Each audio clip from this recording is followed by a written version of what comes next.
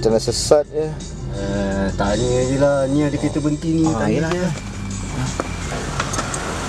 Assalamualaikum bang. Assalamualaikum. Kenapa?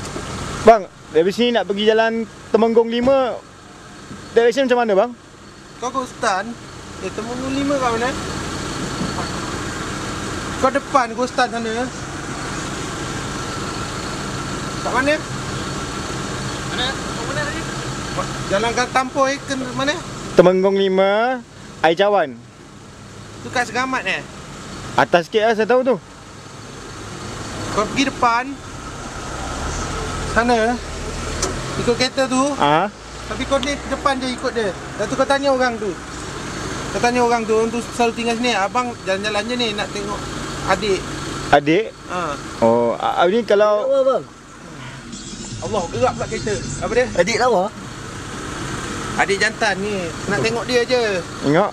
Abang orang kampung sini ke?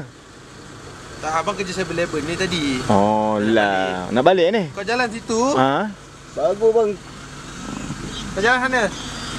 Oh yelah. Turun jalan sana, nanti jumpa. Asal abang ni gila. Bagus bang. Kerja 7-Eleven ada kereta. Kereta sendiri lah. Kereta adik ni. Adik je. Tengok macam tua je tu. Khabar bang? Bang ajar aku lagi tua. Oh yelah. Saya jalan dulu bang. Abang nak pergi mana ni? 5 juga abang kat sana tak terjalan. Yelah. Abang ikut kau lah. Okey lah. Kita pergi sama-sama. Okey.